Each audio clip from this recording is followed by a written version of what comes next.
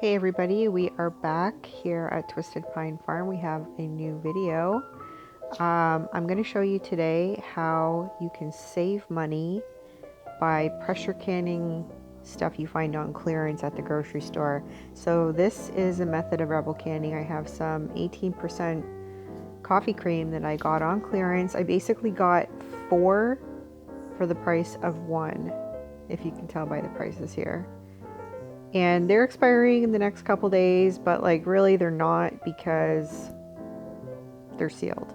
Anyways, you're going to need some equipment. You're going to need some jars. I have 1 quart mason jars here. You're going to need lids. These are wide mouth lids and rings. And then you're also going to need your pressure canner. The pressure canner that I have is a 1940s vintage pressure canner. It still works, nothing wrong with it. Don't be afraid. I've used it a few times and I've not had any problems with it. This is the inside of the pressure canner. You don't want to put your jars directly on the bottom of the pot. You want to use a rack like this one. This is not the original rack, but it does fit, so it works. If you don't have a rack, then you can just use a couple of kitchen towels in their place, but you just want to make sure that you have some space between the bottom and where your jars are going to be.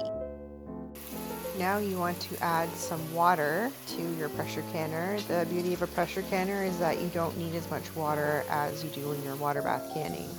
So this pressure canner calls for 2 quarts, so I'm going to add 2 quarts, which is perfect because, well, I have quart jars, so I'm just adding my 2 quarts to the pressure canner. Now for the fun part, we're going to start canning our cream. So this is room temperature cream. My glass jars are room temperature and they're sterilized, and you don't want to put cold liquid into a hot jar, etc., because it's going to cause the glass to break. So you're going to put room temperature liquid in a room temperature jar into a room temperature canner, and that way everything's going to come up to temperature at the same time and you're not going to have your glass shatter on you. You're going to want to leave a 1-inch headspace in your jar. Headspace refers to the amount of space that's between the liquid that you're canning and the top of the jar where the lid is going to be. You don't want to have too much or too little headspace because it can cause issues like siphoning when you're canning. I can get into that in another video. But this is what is left out of all 4 of those jars that I filled up. I still have some left over that I'm going to use in the fridge. And now I'm just getting some water. It isn't recommended to use vinegar to clean the rims of your jars when you're canning dairy because it can cause your dairy to spoil. We don't want to do that. We don't want sour cream. So I'm using water, and the purpose of the water is just to clean any dribbles of debris that might be on the rim of the jar that may prevent a secure adhesion of the jar lid to the glass jar. Now I'm just grabbing some clean jar lids. Again, these are wide mouth, and I'm just placing them on. And then I'm going to grab my rings and I'm going to secure them fingertip tight.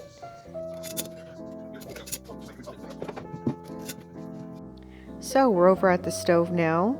I'm putting my jars in, and it's at this point that Mike comes into the kitchen, not realizing that I'm filming a YouTube video, and starts talking about boogers and other lovely things. So I'm just going to mute this section and play some beautiful music.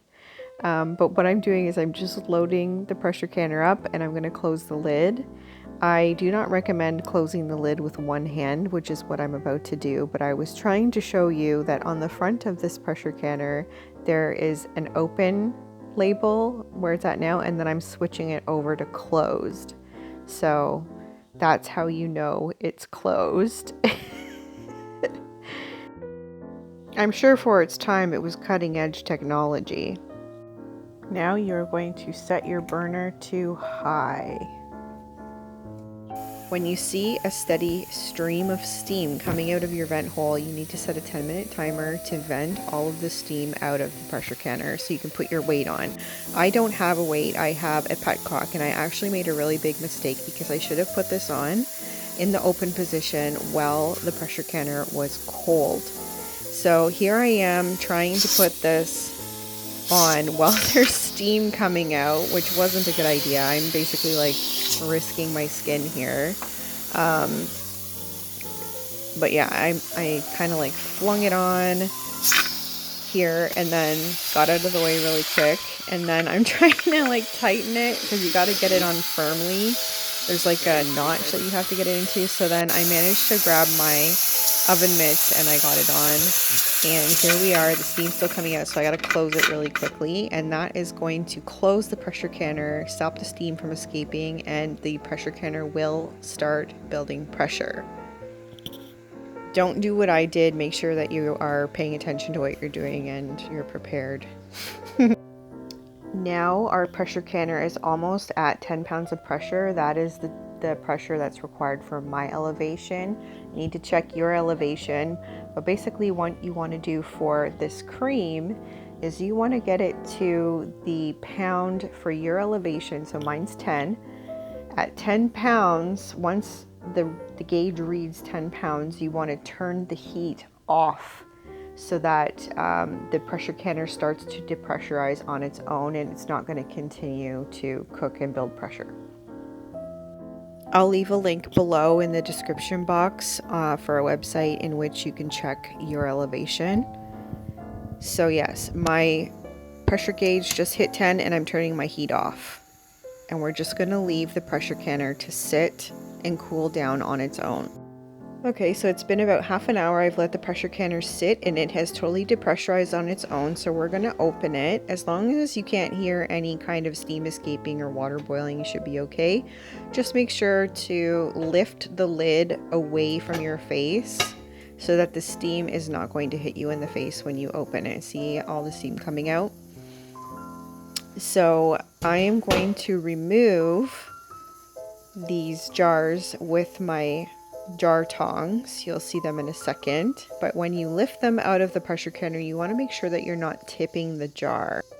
I think you don't want to tip them because the jars haven't sealed yet at this point. They're still open.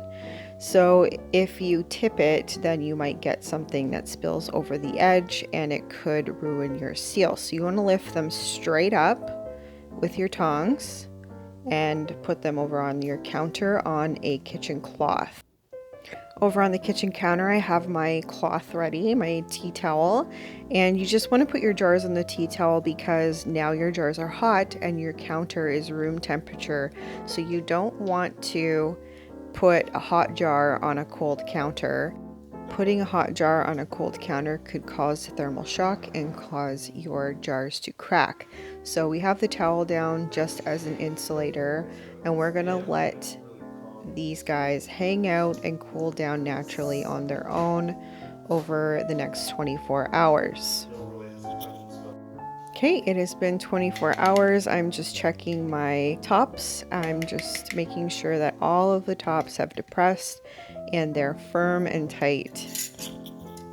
I'm going to take my rings off and I'm going to check the seal by lifting it by the lid only.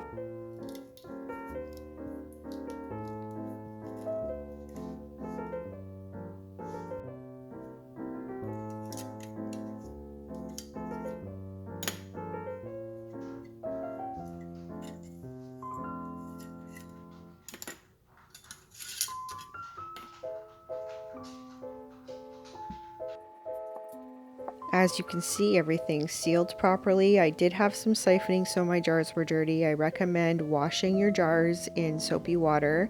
You can just run them under the tap and use a cloth or sponge to scrub them off. But now we're at the part where we want to label our jars. So I have found that painter's tape and a Sharpie marker does just great, and it's way cheaper than buying any kind of labels or using the labels that come with the jars because they're way too sticky, and when you go to reuse your jars you have a really hard time getting them off because the jars are reusable, and depending on what kind of rebel canner you are, the lids are too. So anyways, I'm going to label all of my jars.